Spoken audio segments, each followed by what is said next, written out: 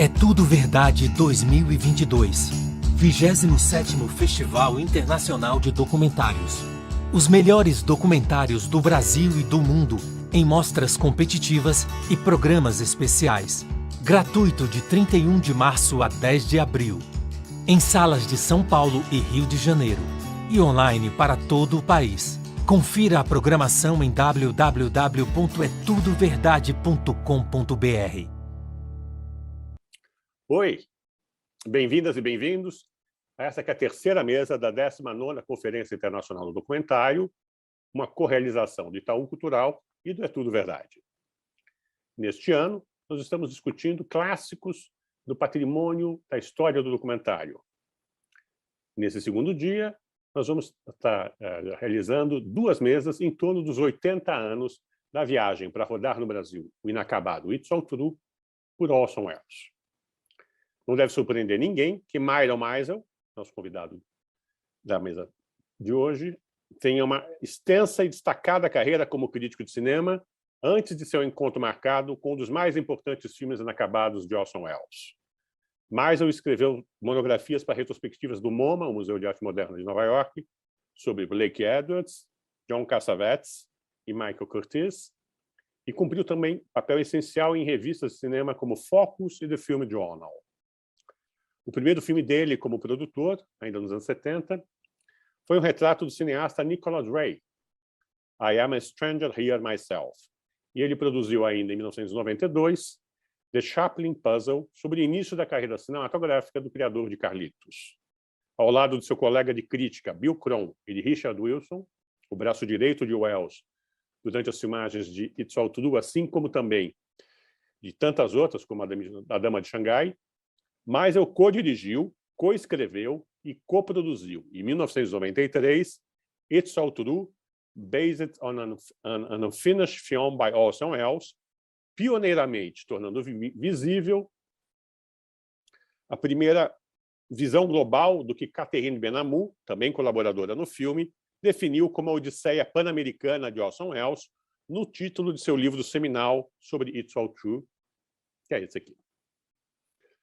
Ainda inédito em português, infelizmente.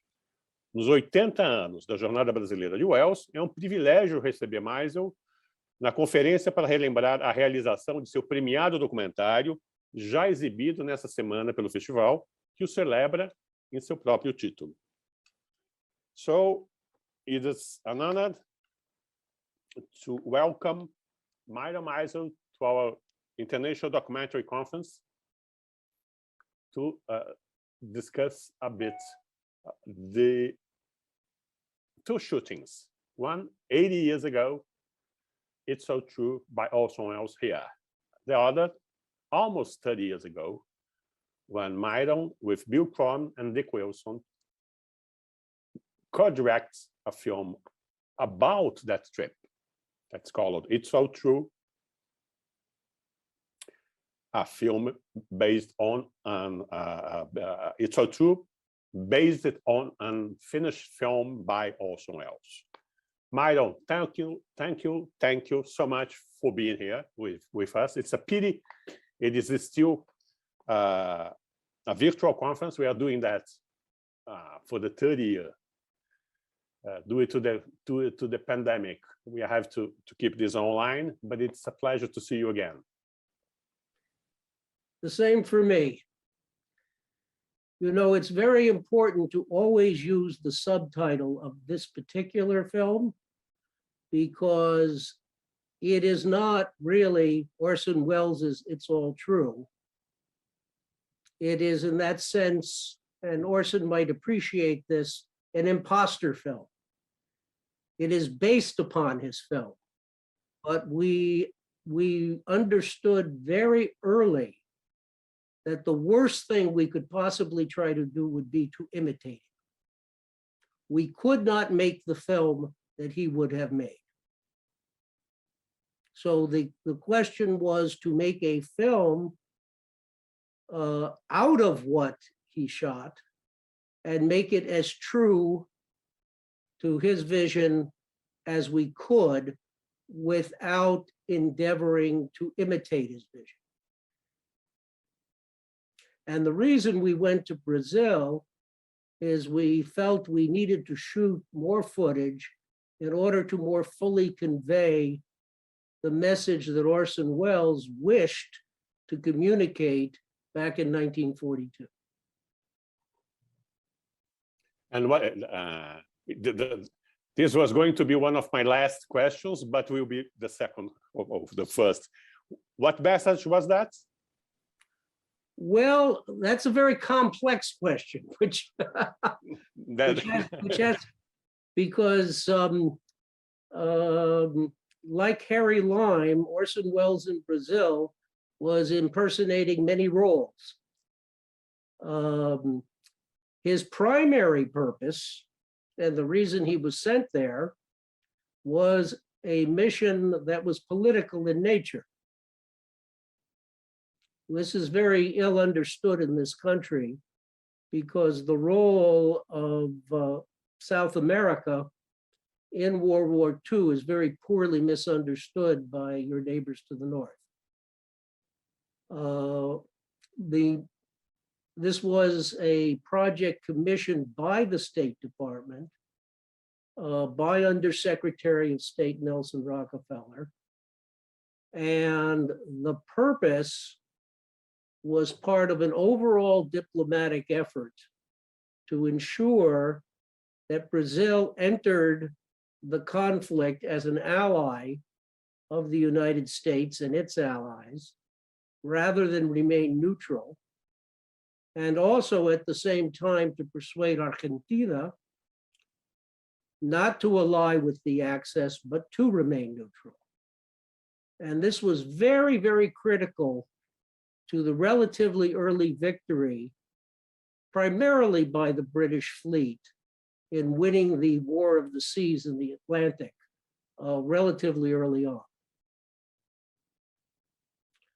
Then, on the other hand, there was the costume which Orson Welles wore on this mission, which was to be a cultural ambassador and to not only represent our country to Mexico and Brazil, but also to represent the cultures of Mexico and Brazil back to the United States in what Orson regarded as a positive and honest light. His honesty was not well appreciated in the United States of 1942. That's a short answer to you. That is a short answer, but it's a good starting point. I would love to let's go back a little bit. How about the starting point of your documentary? In 1985, I think it was 85, Fred Chandler found 300 cans of negatives of It's So True at the Paramount archives. That is in the film. It was actually the stock footage library. The stock footage library. Yeah. Oh, take a look. It was a stock footage library. And that info is in the film, of course, is in your film. How did you become involved in working on a feature documentary about It's So True? Well, first I have to address the issue of Fred Chandler discovering the footage. Please. For many political reasons within Paramount, we had to keep it a secret as to when the year the footage was discovered. So there is a very curious irony about the narration in our movie, It's All True, because actually within the movie, the very first word of the narration and the very last word of the narration happened to be lies. The last lie about Fred Chandler was intentional, and that was for diplomatic purposes at the time, mostly to protect Fred. The other lie, which was actually a mistake, was we identified the opening shot as being the premiere of Citizen Kane in Hollywood. It is in fact the New York premiere, but we got the footage from the stock footage library mislabeled. And frankly, the last 2 weeks of post-production, I was sleeping less than 2 hours a night.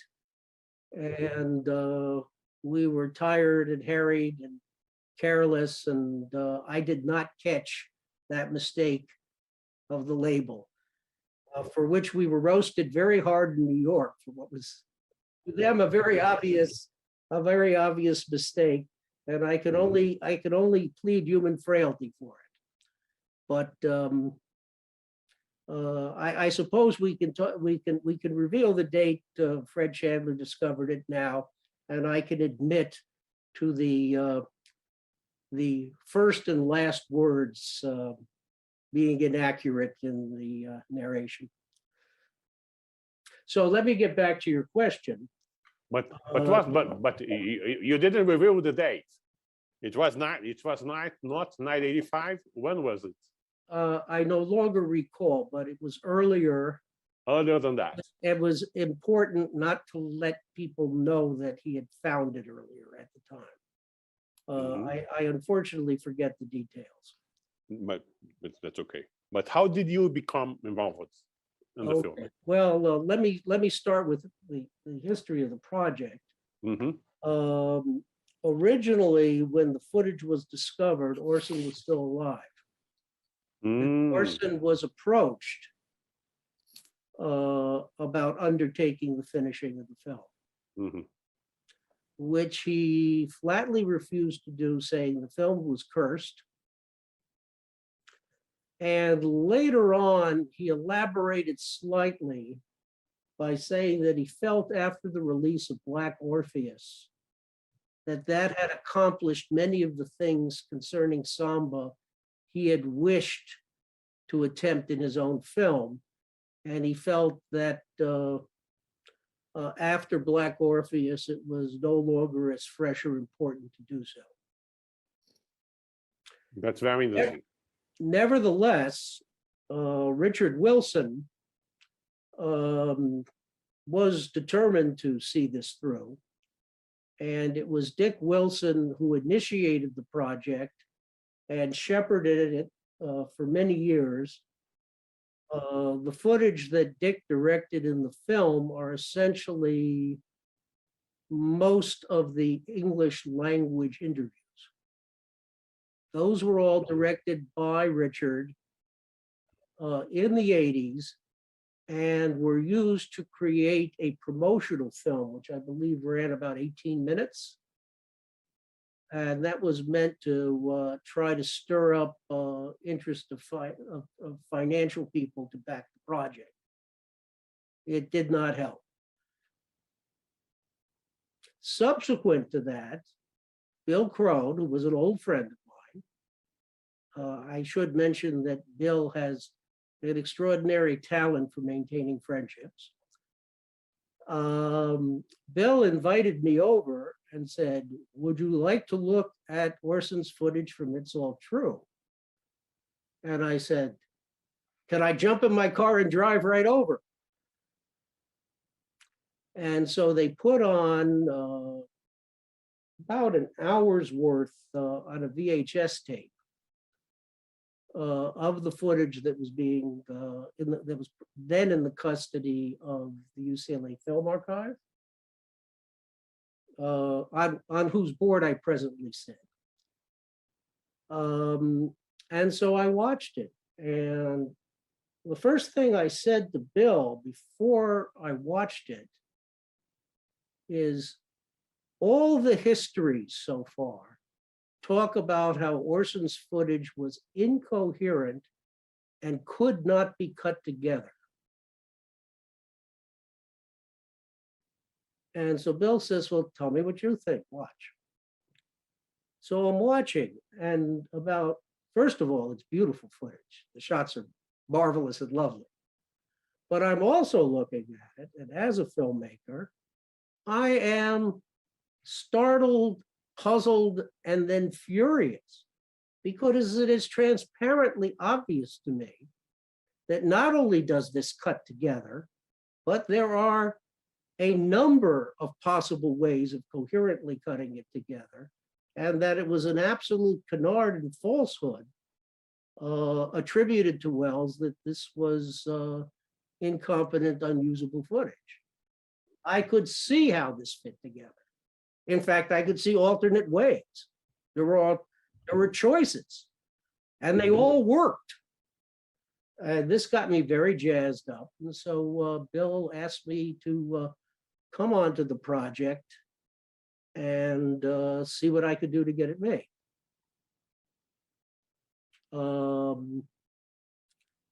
Now, Bill and Dick had been working on it, I believe, about 2 years before that time.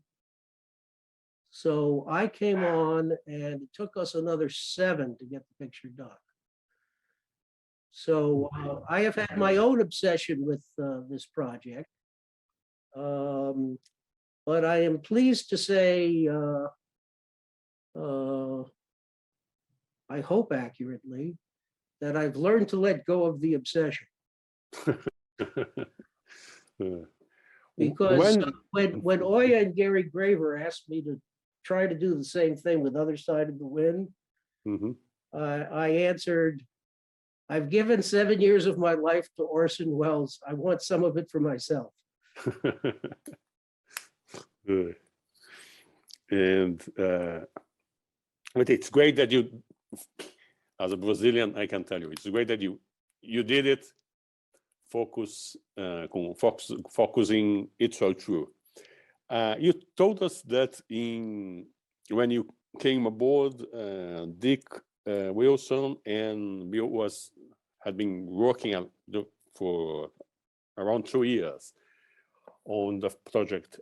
I had never seen, but I read that there is a 22-minute short film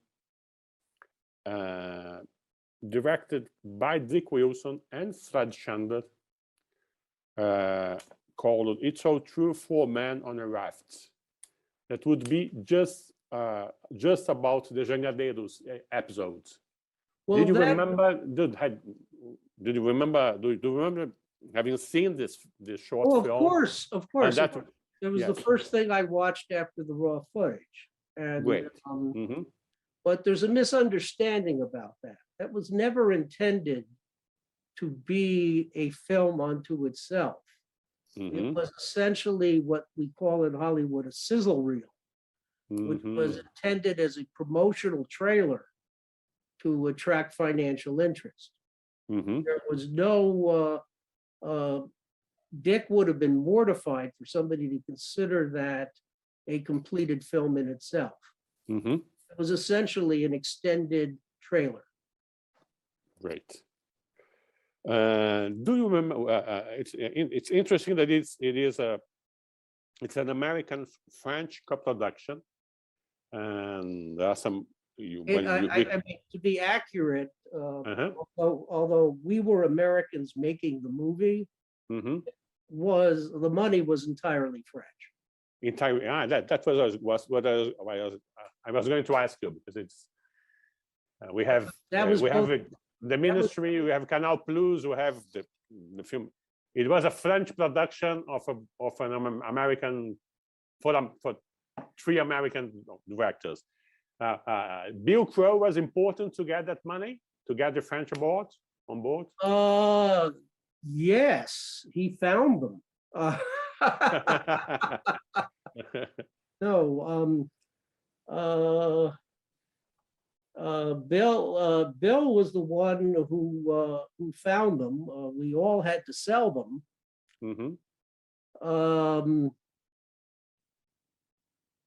But it was the Balenciaga design company which had set up a film unit, and the head was Regine Conquier, and the person who actually ran the company essentially as an executive producer, was Jean-Luc Ormier. Mhm. I was curious about to understand the French part of this. I wonder, you told us that most of the American interviews were shot still in the 80s by Richard Wilson. That's correct. Yeah, and but I would, and I remember that unfortunately Dick Wilson was unable to watch the film when it was ready because he died in 1991. I think 2 years before the film was released, at least. Yes, and before the deal had been concluded to make the film. It was extremely difficult to persuade Paramount to let the film be made. Even at that time, even half a century later, after all the Oh yes, problems? no. Paramount was extremely recalcitrant about it. Basically, we're going to them and we're saying, if you let us use this footage in your stock footage library, then we will give you a marketable film for free, and you don't have to spend a penny. I thought that was pretty persuasive. They did not. That was a good pitch. Yeah, a very good pitch. They didn't buy it. Yeah. No, and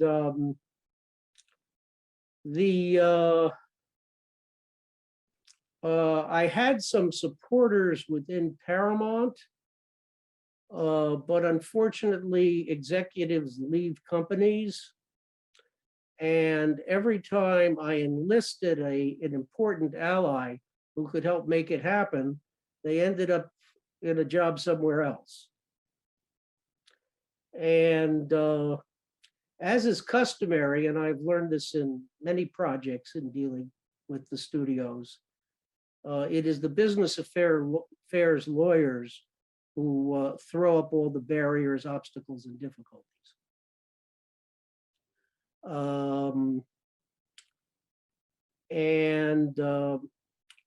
I can't remember if it was just before Dick died or just after.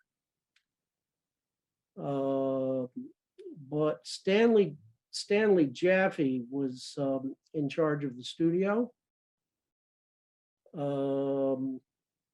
And he had been a producer and had worked with Jodie Foster on The Accused, for which she won the Academy Award and was a great success. And by coincidence, my wife was hired as the first production president of Jodie Foster's movie company, Egg Pictures. So I asked Jodie for a favor. And Jodie called Stanley Jaffe. And Stanley Jaffe said, "This is a wonderful idea," and instructed the business affairs department to go ahead and make the deal. Oh, gosh. It still took 2 more years after that to conclude the contract. And luckily, Stanley Jaffe also left the company, but he was succeeded by Sherry Lansing, who was his partner on producing the Jodie Foster picture. And Sherry was extremely supportive. But the business affairs people have a mind of their own. And I've discovered this at other studios as well. They often consider their job to ignore their boss's directives in the pursuit of every small advantage they can possibly make. There's a bit of an amusing story. At one point, this was before I was able to importune Jodie to intervene on our behalf, where I was sitting in the office of the main lawyer.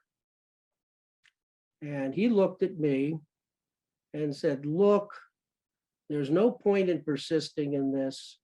This project is dead here. It will never come alive. And I just want you to understand that and accept it.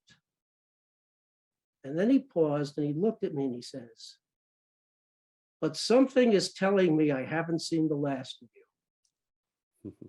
And he was right. Now I'm going to tell a tale out of school, which I am only daring to do because this is largely an international rather than a domestic broadcast. But the surname of my bête noire, through all these years of difficult negotiation,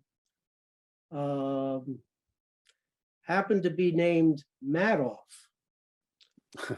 And I don't know if you know that name. Of course we know. But the world works in strange ways. I'll give you a little detail just of the lawyerly negotiations that were conducted to give you an idea of the frustration involved. Because the essential concept of the deal is that the French would put up the money, and in return, they would have distribution rights in half the world. And Paramount would give us permission to use the stock footage, and they would get the other half of the world. Pretty straightforward, but not in a negotiation. The French producers told me, we would like the territory of Libya because the US has an embargo and Paramount cannot do business in Libya. So the response I got from the Paramount lawyer was, all right, they can have Libya. We want Germany and Italy in return. Now, that's pretty absurd, but that will give you the flavor of how hard it was to make this happen. Yeah. And returning to Dick Wilson,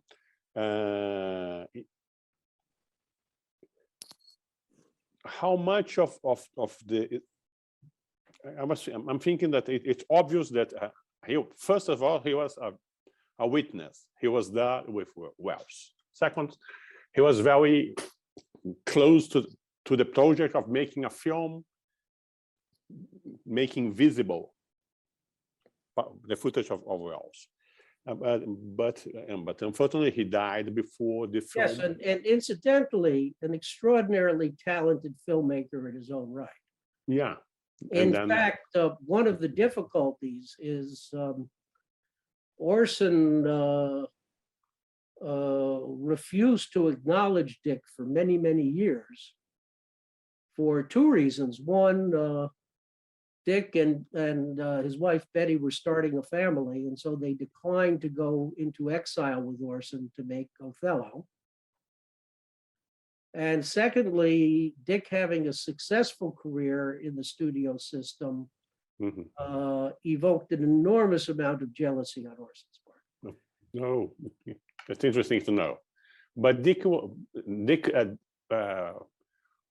knowing that, it's especially gracious from Dick that he went back to work with It's All True to make to pay tribute to the astonishing work. There are two things about Richard that you should understand. One is that he remained fantastically loyal to Orson, irrespective of whatever Orson did. It didn't matter what Orson did. It didn't change Richard's feelings. And Richard started his career in film working on this project, as did his wife. His wife, yeah. And therefore, their emotional investment in both the project and the mission of the project remained undiminished all those years, even as Orson had moved his interest elsewhere. Now, to be fair to Orson, He did not make another movie, nor even appear in one until Jane Eyre in 1944. And that was because he devoted 2 years of his life after returning from South America, trying to finish this film on his own. So Orson gave it his best yeoman effort, and then he had to move on. And back to Richard Wilson. When he passed away, the film, you had started already to editing the film. You had a script to the film. How developed was the film? None of that was done. Nothing that you're speaking of had commenced. Basically, what happened is when Dick died, Bill and I essentially needed to take over the task of producing, writing, and directing the picture. And so it fell to us to pick up the baton from the fallen warrior and do it not only to honor Orson, but to honor the memory of Richard Wilson as well. The film is dedicated to his memoir, right? His memory. I don't remember anymore. Yeah, I think so. I think so. I think the film. We were very scrupulous in giving him billing ahead of us. Yeah. Oh, that was quite generous. This was something that I insisted on as a condition of doing the project. Right. And it is very interesting then. You told us that they started, the shooting of the film started in LA during the 80s by Dick Wilson with making interviews with some of the American witnesses that were still alive. I wondered how was organized the shooting in Brazil? When did you came to Brazil? How long? It was 1991, 1990. No, we were in Brazil in January of 1993. 1993. And I believe we left January 2nd. No, we had to have left January 3rd because I'm sure you Brazilians are accustomed to the bureaucratic red tape of the Brazilian government. Mm. You bet. And at the last minute, we still hadn't had our visas issued. So I remember on January 2nd, going to the Brazilian consulate in Los Angeles and refusing to leave until I had the visas in hand. Mm-hmm. Mm-hmm. And the only reason we got the visas is that I had the official phone my stockbroker who had to vouch that I was a man of good economic character. Mm-hmm. Mm-hmm. And I have to thank her for being so persuasive. And see, many people contribute to this film, even though they don't know it. Yeah. And you came in early January 1993. Bill came with you? Did you came together? Yeah, Bill, Gary, and myself came together. Gary being Gary Graver, the cinematographer of the film, and the cinematographer of most of the films that was made in the last 20 years of his life. And we can see Gary in the footage in The Other Side of the Wind. He shot also for Fake and let's talk about Gary a bit later. First, I think it's interesting to understand your trip to Brazil. How long did you stay here? Because you came to Rio and and to Fortaleza, right? Well, we were in Fortaleza for most of the shoot. Oh, In fact, we did shoot footage we spent 3 days shooting footage in Rio, but I'm not sure any of that is in the final cut. So I think virtually everything we shot was that ended up in the film is in Fortaleza. how long had you been in Fortaleza? We were in For how long? Fortaleza for 3 weeks and a couple of days. Something like that. But there are some footage that was shot in Rio, because I believe the interviews with Grande Otelo. Oh, of course. Of course. And You remind Amperi me. Ribeiro.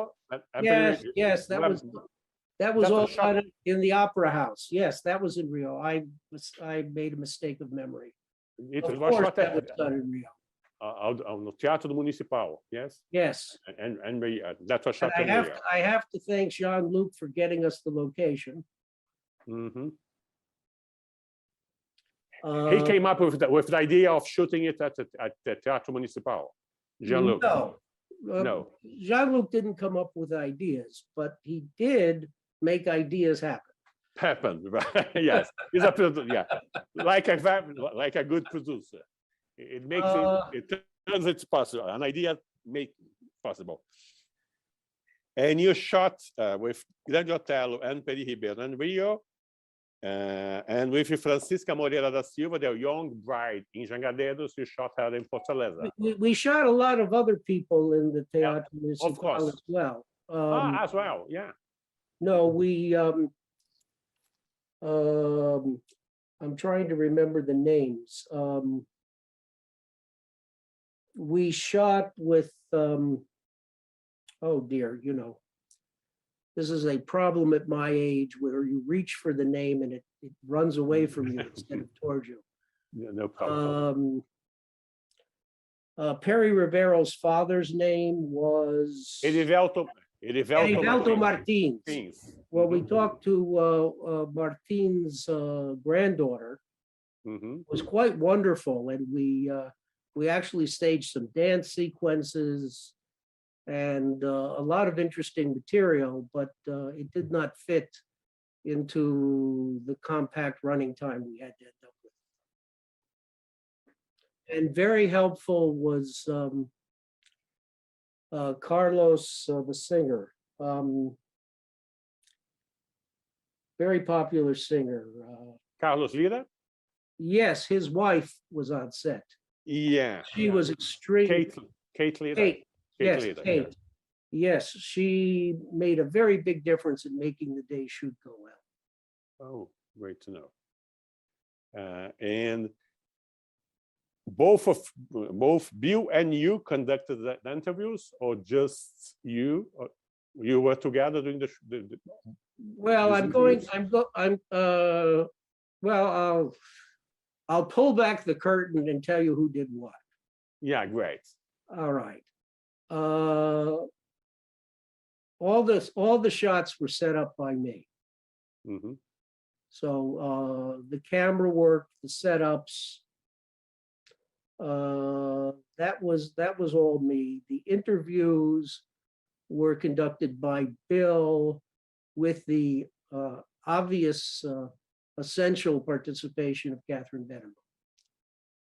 Catherine was with you doing the shooting.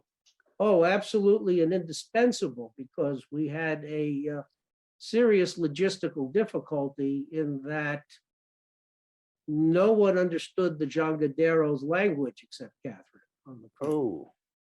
None of the Brazilians. Mm-hmm. Somebody made a wisecrack about the film that is very funny because it is very accurate. They said, only you guys would make a Brazilian film that even the Brazilians need subtitles for. I can understand the quote. So what we learned the first day of shooting very quickly is that having Catherine on set as translator was extremely cumbersome, and it was very difficult, as well as using a great deal of film and processing and so forth, because the movie was shot on film. And it wasn't best for the flow of the interviews or to get the best material out of the subjects. So we had a wonderful sound man from France, the only French member of our crew, Jean-Pierre Rieu, who's worked with many, many of the greatest French directors, and is unfortunately deceased. But he essentially invented a remote control system where Catherine would be 10 or 20 feet away from the set in a secure location where you couldn't hear her. And she had an earpiece and would translate into an earpiece that Bill was wearing. And in this way, we were able to conduct the interviews in a smooth and intimate fashion. And it was essential to getting the kind of candor and stimulating long suppressed memories from people. With the translation process, that was not helpful. But with the system that Jean-Pierre devised, we were able to get people to remember things that they had not thought of in decades. In decades, yeah. Because it's important, I think, for all audience to remember that Otelo, Grande Otelo, Peri Ribeiro, all the families of the Jangadeiros that we can see in the film, for decades, they haven't seen any footage of the film. It's important. It's interesting to think about that. Some of the families, and I think about probably Francisca, she never again. Francisca Moreira da Silva, that you shot in a lovely interview in Fortaleza. Probably we actually had to shoot her twice because we shot her the first day and the location was beautiful. But by the time we came back to the location later in the day, we ended up with unusable footage and had to shoot her a second time.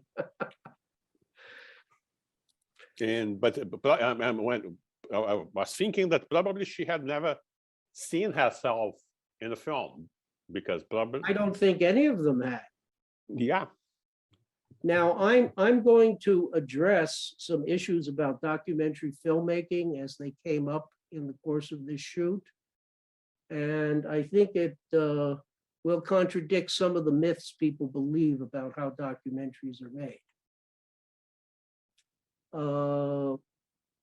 One thing is that after the long day shooting around 11 o'clock or midnight before we went to bed, Bill, Catherine, and I would get together usually in my room, and we would go over who we were interviewing the next day and what their stories would be, so that we would have an idea what to expect when we went out to shoot.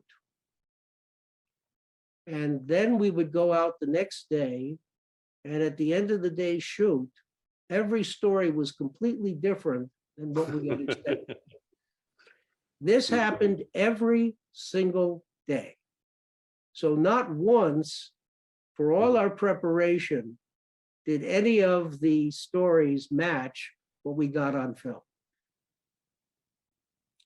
The preparation was nevertheless invaluable, but it was also teaching us regular lessons. The other thing that was interesting is we would go into people's homes, which were usually a single room with a dirt floor in the favela. And we would talk to people about their long deceased relatives with whom they had lived their entire lives together in the same room. And as each individual was interviewed, telling their own story, everyone else in the family expressed enormous surprise and even shock because none of them had ever told one another about their own stories. So in a sense, the camera crew coming in was digging up buried memories that had never been shared before. We can,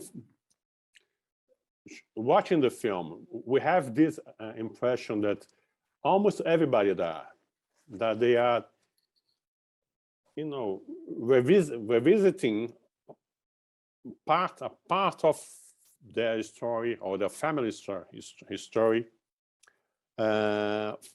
almost for the first time. You know, Precisely for the first time. Precisely for the first time. But you know, for a camera, precisely for the first time. But it's very interesting that they are. I remember seeing. It is interesting to know that you shot twice with Francesca, because it is very strong to see Francesca remembering how she was selected to be in the film by Wells, etc., etc., etc. And it doesn't look like that she had told that story as many times as you could imagine, because she was, she was. But she was the only person we talked to who actually was telling us the story for the second time. For this, yeah. And I have to tell you, she was very unhappy about it. Why? And well, she wanted to be paid more money to do it again. Mm. And she was very demanding. And I told her that the most generous amount we could pay her was whatever the number was. And she shook her finger at me and called me hombre muy duro. Yeah. But she agreed. Had you paid for every interview in the film? Well, my memory is, I believe we tried to pay everybody something. Our budget was very tight. Do you remember around what? How it was $500,000, $1 million? Well, that's a bit of a sore point. In addition to my other duties on the film, was also the production accountant. But I actually never saw the final budget, which the French never showed to me. So I don't know how much it actually cost. Mm-hmm. But I do know what I spent.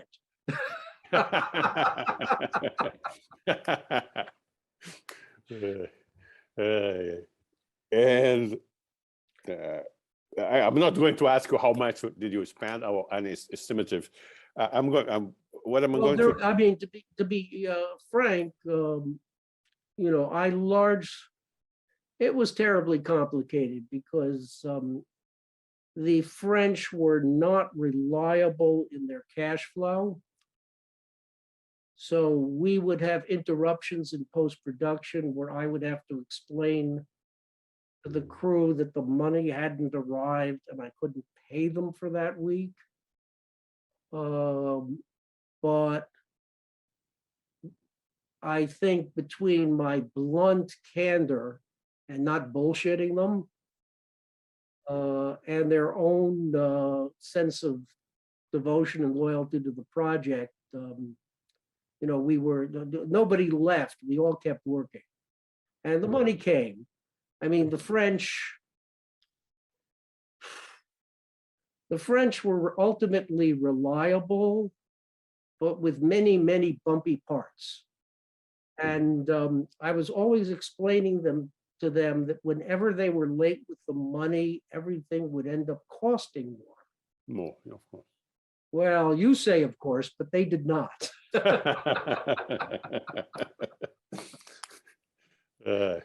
I've been also a producer for too long, Milo. I haven't for too long, and I would like to ask you about another two Brazilians that helped you and Bill to make the film. There are two very important Brazilian filmmakers that they have the credit is that they were assistant directors, and I'm telling their names are, of course, Davi Neves, a very famous director from the Cinema Novo, and Rogério Sganzella, himself a director of two films about It's So True. At that time, he had done Nem Tudo é Verdade and A Linguagem de Orson Welles. Do you remember how did Davi Neves and Rogério were approached to work with you? Well,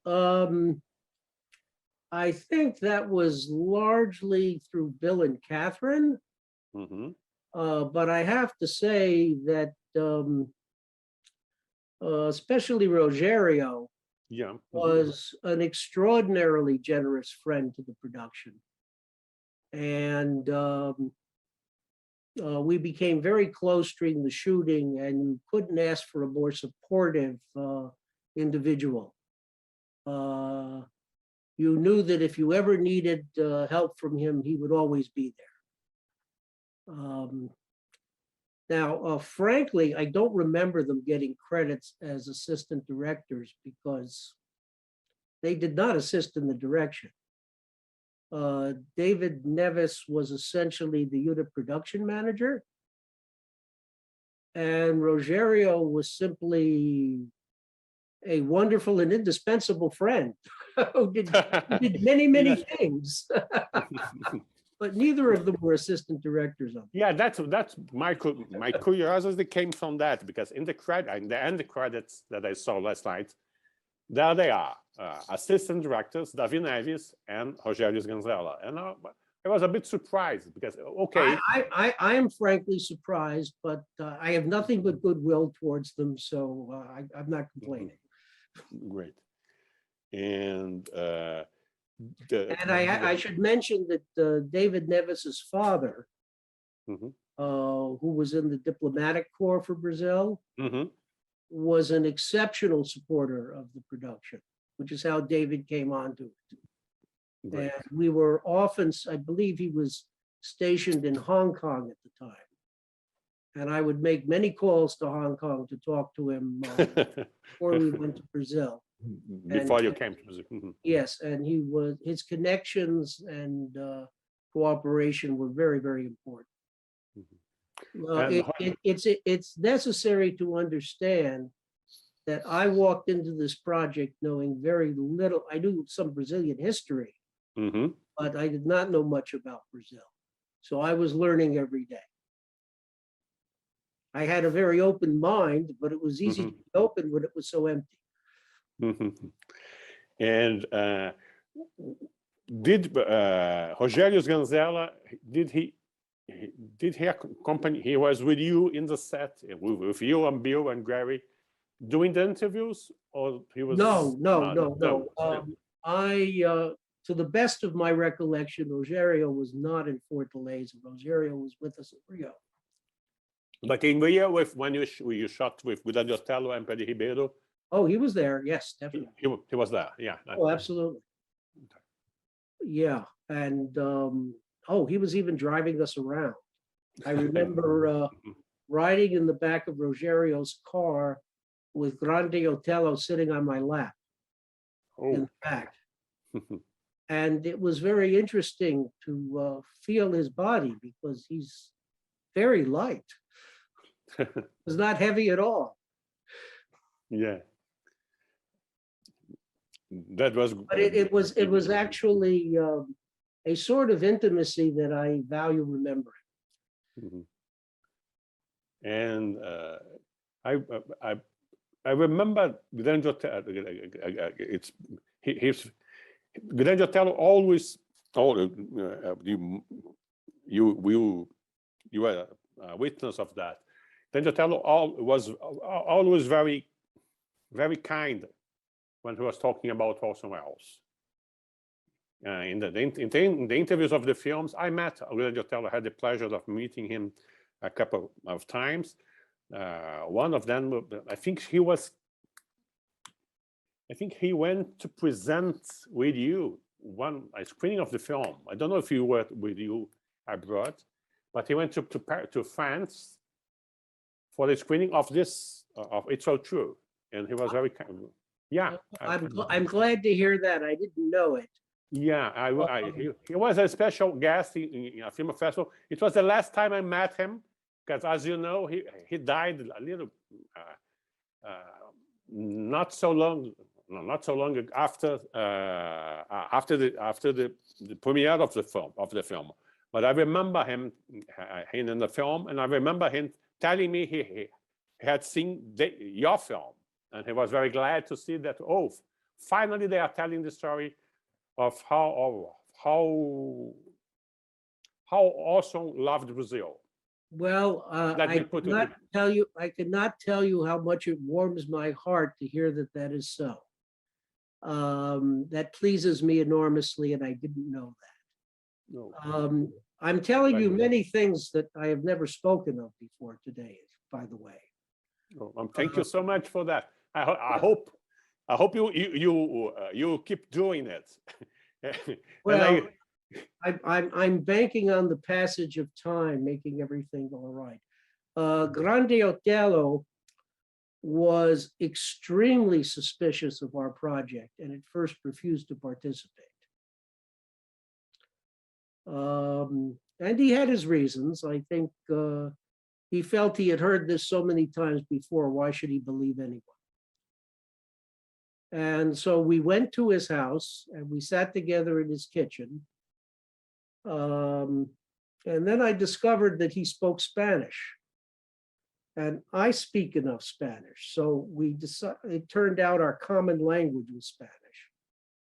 So we spent more than an hour and a half just talking at his kitchen table in Spanish about Orson and about himself.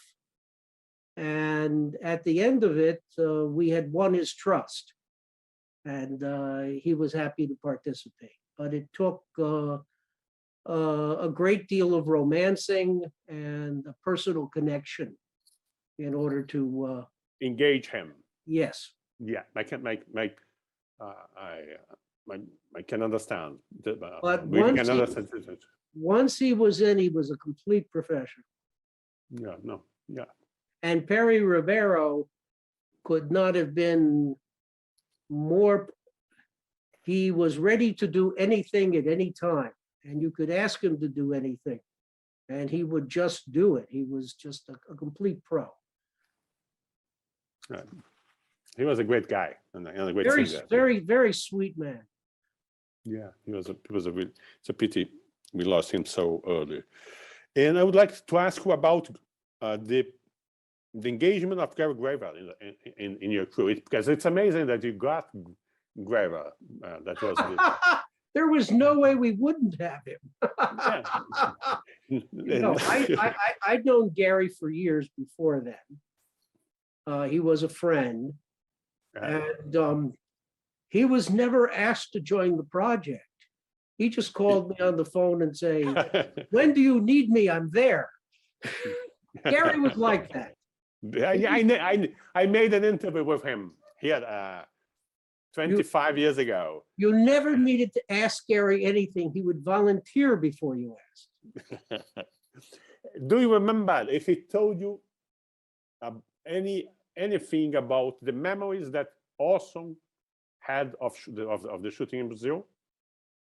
Well, he told me many, many memories he had of Orson, but nothing about the Brazil shoot. I don't think they discussed it. Yeah, because when I made an interview with Gary here in Brazil, I asked him about that, and he didn't. I don't know if he didn't want to talk about this. No, if he really haven't an idea. Gary was a guileless person. He would talk about anything, so he really just didn't know. And one of the reasons, part of the reason, of course, that he wanted to be involved in the project was to continue his relationship of love with Orson. But also, I think he wanted to learn about the Brazilian shoot because he knew so little about it. So, and that was my motivation as well. So Gary and I were busy learning together every day. Gary was extremely easy to work with. We had a bit of a game, which used to particularly annoy Bill, which is we would craft a secret language.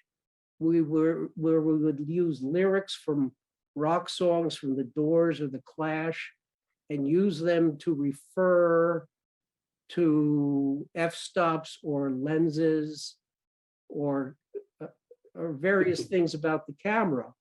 And this way we could talk in this secret code and we would understand each other instantly, but nobody else knew what we were talking about. At one point, Bill got very angry because, oh gosh, I think it was probably around Grande Othello. Somebody who was very short in stature was standing by. And Gary and I used to call the shortest f-stop the Billy Barty because it was so short. And when Gary said to me, Billy Barty, I said, yeah, Billy Barty. Right. And Bill thought we were insulting Grande Othello with his height. Yeah. I can imagine the experience of shooting with Gary. Well, I can tell you another little production type story. What would often happen is the crew would break for lunch and Gary and I wouldn't go. And we would, just the two of us would go off shooting shots. I would do the slating. And we got more shots done in 20 minutes than we did in 3 hours with the whole crew. Yeah. And then we would come to lunch and there would be so many people eating, we would say, these are many more people than were on the set. Who are all these people? Yeah. But we seem to be feeding. We also had a lot of serendipitous encounters while shooting. We were shooting on the beach at Fortaleza with the rafts on the water. And somebody had an old man walk by and he said, what are you doing? And we explained. And he said, oh, I was in that movie. And we interviewed him for a while and we looked through this footage and we found him. He was telling the truth. The truth. You know, there's another famous story that we debunked. It was reported in the New York Times that a shark had been found who had eaten Jacare. This is, you can still find it online in the New York Times. And we actually found the old fisherman who had captured the shark. And we talked to him and he said, oh yes, there was a man inside the shark, but he was 5 inches taller than Jacare. It was not he. But in the New York Times, the newspaper of record, this is the true story. That's the true story. Yeah. And I'm wondering how also you finished shooting in Brazil, back to America. You had to organize the material. And that is, of course, that wasn't easy because first of all, there were no script. Orson Welles never wrote a script for It's So True. He wrote some memorandum with some ideas. He spoke about some ideas or wrote some letters about how he would be editing this or that. But probably you. Well, he didn't need notes to know how he was going to edit. He didn't need. Yeah. He didn't need it. Yeah, but now David Meltzer, who was on set in 1942, did write a lot of scripted material, but it was entirely about Rio and Samba.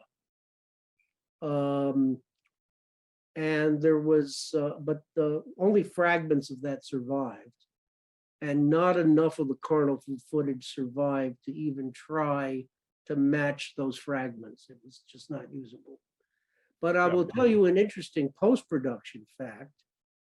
I presume you have heard of the Avid technology for editing. Of course. Well, It's All True was only the second feature in history to use the technology. We were essentially the beta testers of the Avid equipment. And in early 1993, Avid was very avid to prove that their equipment was good. So they were exceptionally helpful, but shall we say, it was a primitive early version of the technology. And the hard drives on which we stored the footage were about 2 feet wide and 4 feet long, very heavy, and they held very little data. We actually had to rent 3 closets in order to keep all the hard drives we needed. And every day, whenever we stopped work, we had to download all the data off the machine onto a hard drive in order to clear it to put more data back in the next day. It was very cumbersome, very bulky,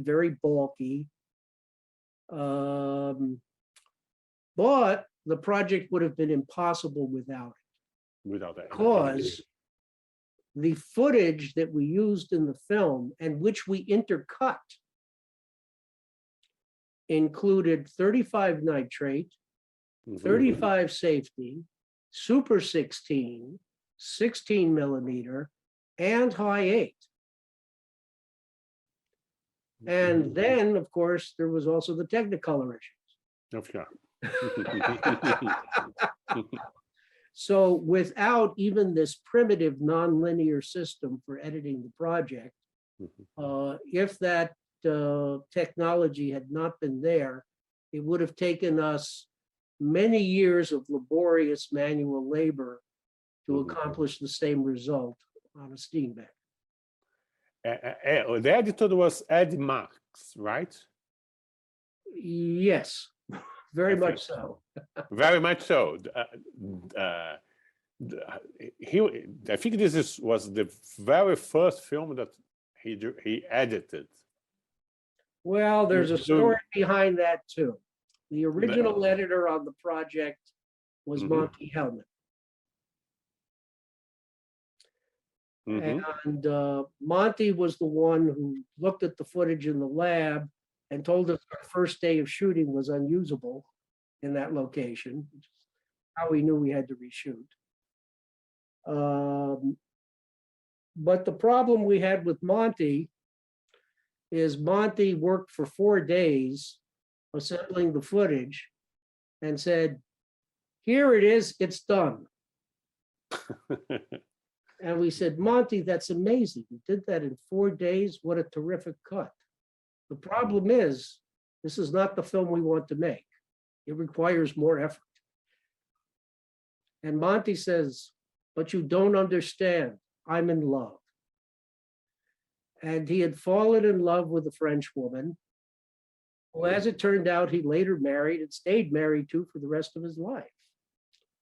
But when Monty left the picture, Ed, who was the only person who actually knew how to operate the equipment, I thought we promoted him to full editor, and it was an extraordinary piece of good luck because, as Ed used to say, I never want to just be a pair of hands.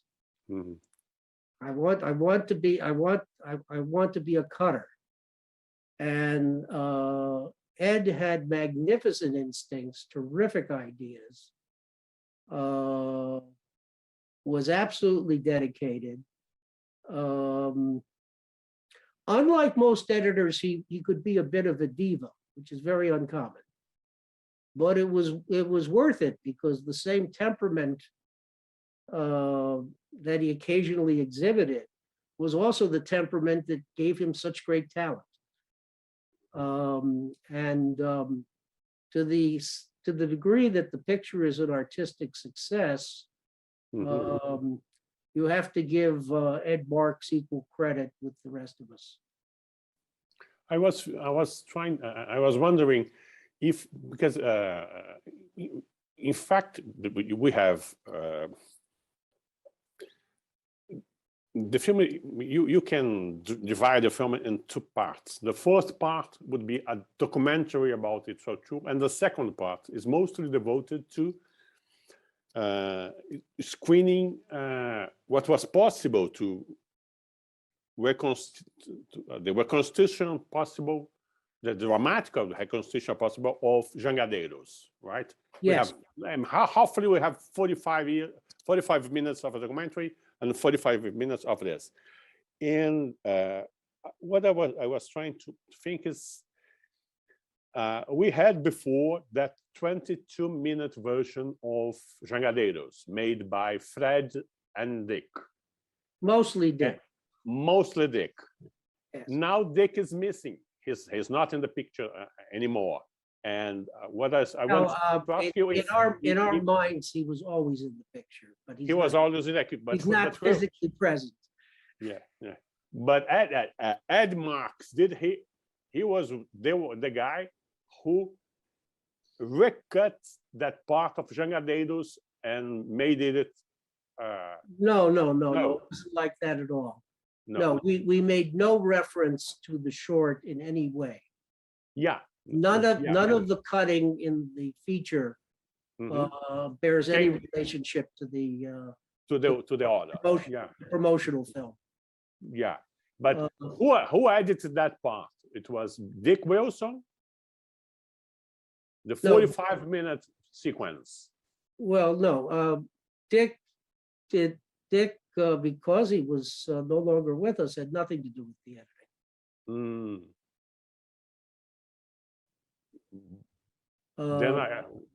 Then what I'm wondering is, then it was Bill, and the editing, it was you and Bill were working with Ed Marks daily while doing the editing.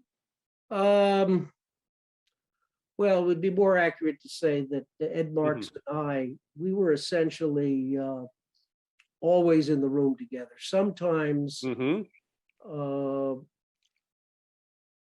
Ed would say, "Let me spend some time with this." And he would work alone for 3 or 4 hours. One of the best examples is the cut of the blessing of the animals in the Bonito sequence. That was actually done overnight by Ed by himself. Oh. And it was so thrilling to come back to the next morning and see that. And see that, yeah. But, and you correct me, but I think it was the first time that footage was ever screened, right? Because Norman Foster made that. I believe so. Now, Norman Foster directed it, but Welles's instructions were quite copious in detail. For the Bonito sequence, yeah. Yeah, so that it was actually directed by Norman, but he was very reliable in executing Orson's instructions. Yeah, it's quite clear when we watch, especially when we can in your film watch Jangadeiro, the Jangadeiro sequence, that Orson was very influenced by Robert Flaherty, and the Bonito story was originally written by Flaherty, if I'm not wrong. Yes, I think for the whole project, Flaherty was kind of an inspiration to Wells. doing Yes, when but shooting it so true.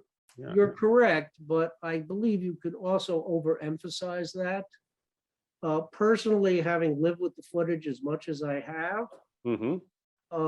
I see a great deal more influence of Eisenstein and John Ford. Yeah, Eisenstein is, of course, yeah. And there's no question in my mind, in 1939, Mm-hmm. there was a version of Que Viva Mexico Mm-hmm. in a cut by Alexandrov Mm-hmm. that premiered in New York. And I have no proof, but I really have no doubt that Orson saw that cut of Que Viva Mexico. Yes, I discussed that with Naum Kleiman, who was the director of the Eisenstein Museum, because I read somewhere that after watching this cut, Orson wrote a letter to Eisenstein about the film, about Que Viva Mexico. And Naum told me that he couldn't find this letter in the Eisenstein archives, but he didn't doubt it that Orson, because he agrees with you and with me. Watching the footage, the Jangadeiros footage, it's quite obvious that Wells have seen the Que Viva Mexico. Yes, and was inspired by that. But the I'm very correspondent, impressed hearing about the letter, though. That's new to me. It's yeah, quite exciting. But I would also point out, this is sometime before we started shooting, I happened to re-see John Ford's The Hurricane, which was 1938. And watching the island and the beach scenes in The Hurricane, it was also transparently obvious to me that Orson had seen that film as well. yeah. And knowing that also There's an incredible correspondence between some shots in The Hurricane and shots that were in the It's All True footage. And I think we can quote Wells here, that he told that the two leading filmmakers were John Ford, and John Ford, right? Yes, but everybody forgets the rest of what he said, which is terribly important. It was on the Dick Cavett show, who asked him his three favorite directors. Yeah, that's it. And Orson's answer is beyond all criticism from my perspective. He answered John Ford, and John Ford, except for Jean Renoir, who is next to God, and D.W. Griffith, who is God.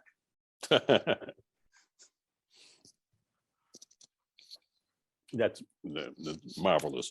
I want to ask you one more thing about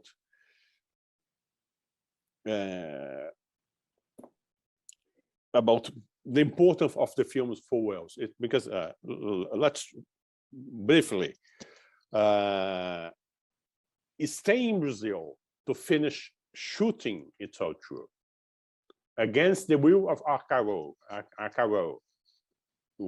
while the magnificent Amazon was being destroyed by the new executives of the studio, was the turning point in Wells' career. My point is, he could easily take a plane, leave Brazil, go back to LA, and tell the guys, "Oh, let me work with you and try to save the film." He didn't do that. And one of the reasons why he didn't do that was that while he was shooting here, we had the tragic death of Jacaré. And I think Wells felt that he had to finish the film like an homage to Jacaré. Oh, I think it was deeper than a mere homage. I think he wanted to privilege the mission of Jacare and communicate it to the world. He wanted to be sure that the world knew what Jacare had been fighting for. And, one cannot discount a certain degree of guilt as a motivation. And I have to say that in my own mind, and I believe this is true of Bill also, when we went to Brazil, our primary purpose in shooting in Brazil was to convey what Orson wanted to tell the world about Brazilian culture and about the injustices under the regime. And that's why we spent so much time talking to the Jangadeiros and their families, was in a sense to complete the story and bring it up to date. Now, there's an enormous amount of footage, some of it incredibly moving and informative, that we shot in Fortaleza that is not in the film, including many important points I wanted to make. There's an exceptionally moving interview with a man whose father was conscripted into the Navy for Brazil to fight in the war and was killed at sea. And in order to relate the price that individual Brazilians paid for their participation in the war, as an indirect consequence of Orson's mission, was extraordinarily important.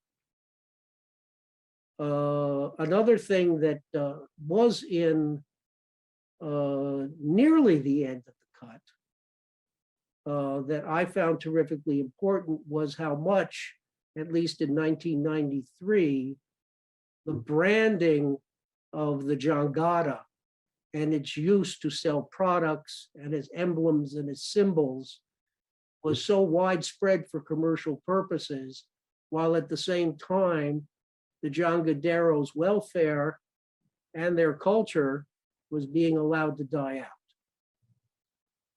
I wish to make this point far more strongly in the film.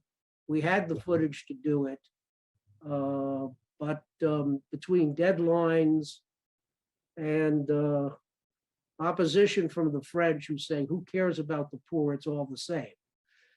An attitude that made me very angry. That is not in the finished film. But it was part of our sense of mission. This is a bit of vanity and puffing ourselves up.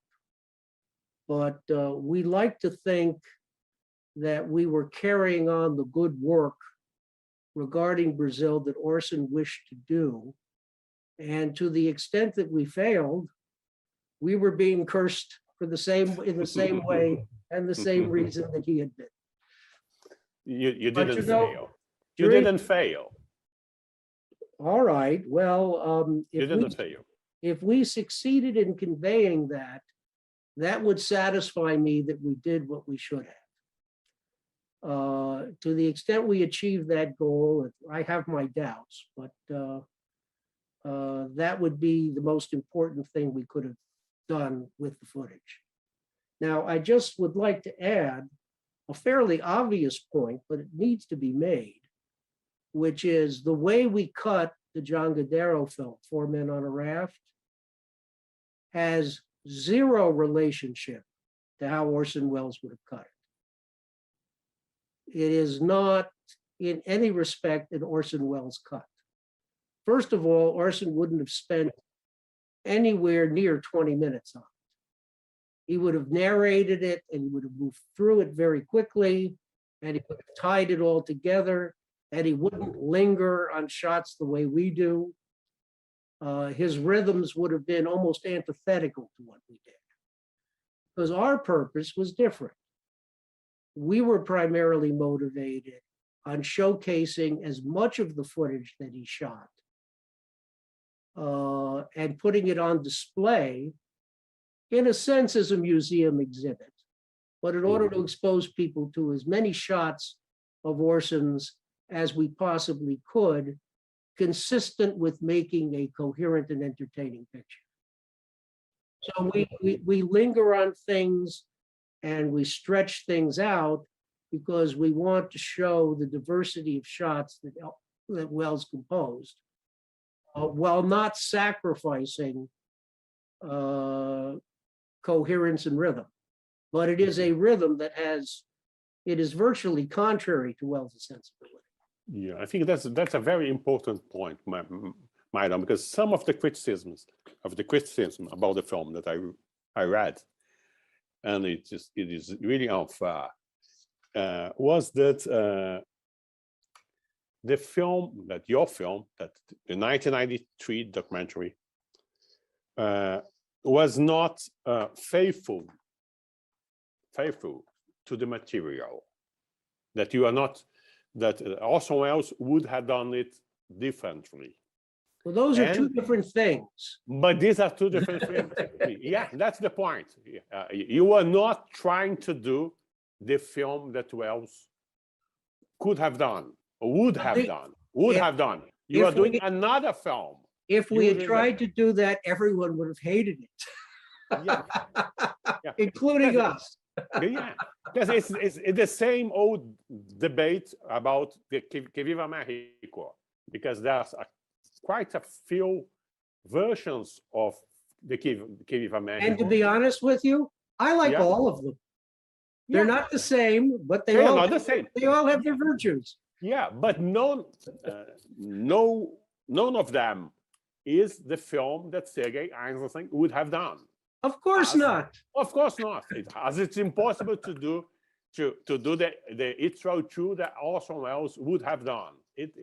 Well, but it's important to have listened to you saying that, please, we were not trying to do that. We are trying to do our film. Well, we had no real choice, and we understood this from the beginning. I like to think that we are faithful to the material. What we are not is an accurate representation of how Orson Welles would have presented it. Or did we make the least effort to try to do that? We did try to be faithful to the meaning of the footage. And, we had some arguments among ourselves about including some shots. Ed and Bill would say, we have to put this in. It's such a beautiful shot. I say, it's a beautiful shot, but it stops the movie dead. People are watching this and it's like the movie, the entire narrative just pauses for us to look at this shot. We have to move on. We were very conscious that we had to make a viable film for an audience. But when it comes to fidelity to Orson, fidelity is not imitation. Fidelity is honoring intentions, ambitions, and goals. And that I would like to think we did a good enough job of, although personally, I think we could have done better and wish we had. But every filmmaker, well, maybe not every filmmaker, but many are never satisfied with their final cut. There's a very famous story when the Museum of Modern Art was first starting its film programs. Iris Berry was in the front seat of a taxi, and D.W. Griffith had a print of Birth of a Nation, it was Intolerance, in the back seat, and he had a scissors, and he was cutting it in the back of the cab to make it more acceptable to the audience. He still wasn't satisfied it was good enough. Now, I'm going to reveal something I have never spoken of publicly, but during the long period of house arrest during the pandemic, I've had something of a vision of what can be done with some of the valuable outtakes from It's All True. And I have a vision and an ambition of putting together an essay film of indeterminate length that might reveal some of the secrets that they contain. But my point of view is, at the moment, conditions are not such that we even have access to the material. But my attitude is that I have no fear of failure, even if it is the likeliest prospect. It's always the likeliest prospect. But you know, if you fail, you're no worse off than if you had never tried. Yeah, I hope you have access. I hope to watch your essay, and that will keep It's So True alive, and will honor again the memory and the work of Orson Welles. And also of the Jangadeiros and of the Brazilian people. Thank you. Yeah, thank you so much. And I need to end this discussion. Unfortunately, I'm very honored. It was a great pleasure to talk with Myron Meisel. This conversation will last for some time, I'm sure about this. Well, I only hope I wasn't too honest with you. Certainly you were. I'm thank you for being honest with me and to clarify some points about the production.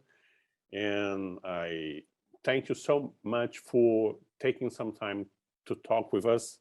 I know it's not so easy after 2 years of a pandemic to keep a discussion from distance on Zoom.